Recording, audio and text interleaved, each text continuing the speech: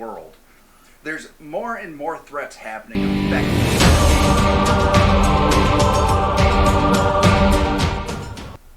So cyber protection and security is ever more so important today, especially within businesses across not only just Michigan, but across the world. There's more and more threats happening and affecting these businesses. So what we've got here is we've put together a 3-part series to kind of help educate you and inform you, and not only what to be on the lookout for, but also ways you can help protect your business from these rising security threats, so we can not only finish out this year, but also just be successful in the years to come. So I hope you're as excited as I am, and let's get this started.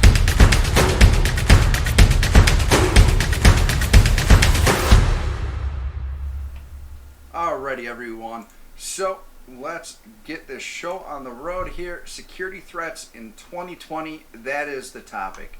So our first security threat we're going to talk about is ransomware. So at some point you've probably lost your keys, misplacing them at home, dropping them someplace. It's horrible. We searching all over, we got to figure out what happened. And when you do find them, it's probably the greatest relief ever.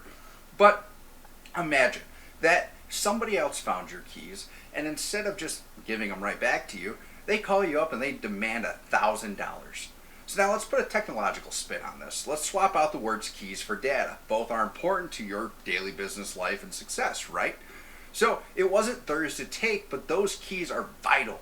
But because data feels less tangible, this item, like our keys, often we forget how important this is until we can no longer get to it. So from there, what is this? What is this ransomware? Ransomware is a malicious type of malware. It's a virus created by cyber criminals and hackers. This is often downloaded due to human error or clicking on unknown links.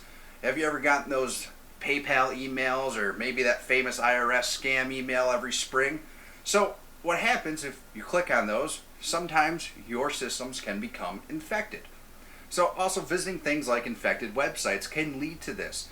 Not only do these criminals hold your data for whatever amount they choose, the average cost to pay a ransomware is $12,700. And if you don't want to pay that ransom and you want to try to recover that, that average cost for that recovery is $64,000, oftentimes taking up to 7.5 days. We had one instance where a couple of years ago, one company in Cadillac, Michigan actually had to manually spend months re-inputting their data by hand into their systems after they were hit by a ransomware attack. Imagine if you had to pay your staff to manually put all that information back together piecemeal by piecemeal. So with this ransomware, what does it do? So ransomware, it's like kidnapping. It's like stealing your wallet, but instead we're going to find a weak point in your system, and we're going to take a major piece of your business. That piece being the data that you store, whether this be your customers' data or client data, whatever it may be. So this infiltrates your computer, encrypting it all so you can no longer access it. Imagine if you saw all of your money sitting in a lockbox. You can't get to it, but you can look at it. That is the case of ransomware. So one of the big things with this ransomware is in just 2020 alone, governments and businesses have spent $144 million thus far to respond to these ransomware attacks, whether that be paying for the actual ransoms, paying for negotiators to try to get that ransom brought down and to get that information back. Some of the very most biggest breaches have happened in Florida, Texas, Michigan even.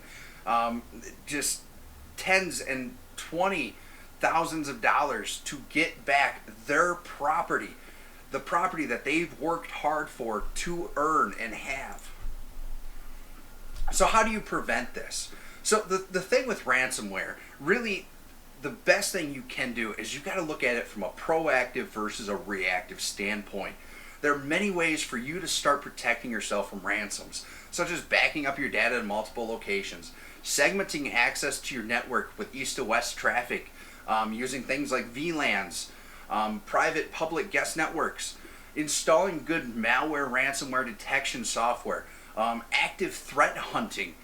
Is it technology that's out there? One of our partners, Huntress, is actually designed by ex-NSA employees because they utilize their training because they know what to look for and find these little hidden attacks that may be already in your systems if we're not actively looking for these and trying to prevent them.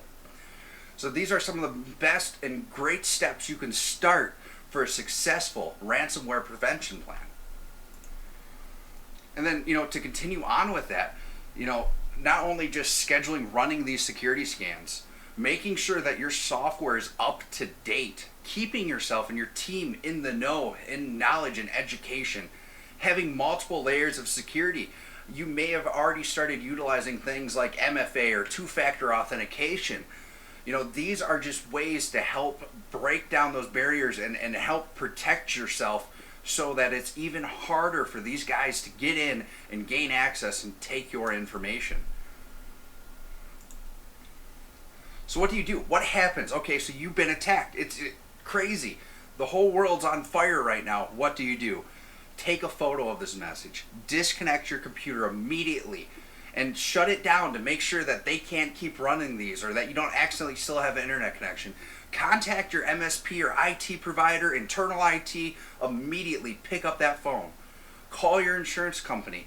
You should have some form of cyber protection insurance in order to help your business and also help you with these costs in case of this event. And then finally, contact your local law enforcement.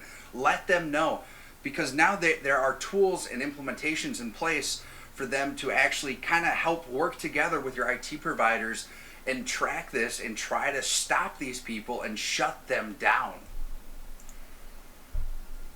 So now with this ransomware, how can an MSP help your business? How can an IT provider? So one big thing with our world as an MSP is we focus on making sure we've got these additional resources and focusing on the security first in this proactive versus reactive methodology. Expertise in recovery remediation. We spend time and we dump tons and tons of resources and energy into staying up to date and on top of this. Educational services to prevent this and to help your team actually educate themselves. So this way they know what to do and how to help prevent your business from becoming affected. We do a lot of this with phishing training, security awareness training. One big thing is dark web scans and making sure that your information isn't already possibly leaked out there to the world. So now that we did all that and all these things, I do hope you've been taking some notes, because guess what? We're going to have a little bit of a quiz now. So are you protected? That's the question of the day. I want you to ask yourself these questions. If you were hit by a ransom right now, are you protected? So now a couple of the things we talked about here. What was the average ransom demand from attacks? Okay, it was a pretty decent number. On average, $12,700. That's the average cost of a ransom demand. Okay, so now here's the next one. Should we back up your data in one location? Think about that for a second. I hope you said false. You should have backups in multiple locations. One of the ways we do this is we utilize a hybrid technology. So we're not only backing up your data to a local storage device, we're also backing up your data to multiple cloud locations and cloud servers. And then we can also toss in things like active data protection, which actually checks these files as we upload them to make sure there's nothing malicious being turned into those backups. Because obviously, if we've got to restore a backup, we don't want to bring the damages right back with us. So then, now, the biggest one here, what is the first thing you should do if you receive a ransomware threat?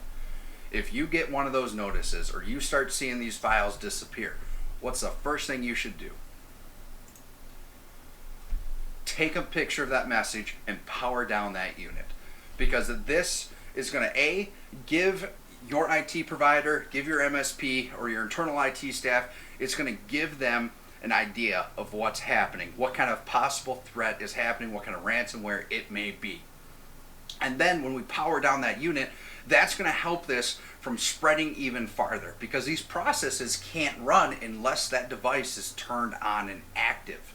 So by doing this, not only can we start working on a resolution and a remediation, but we can also stop more damage from happening, or it's spreading across from that device to the rest of your network.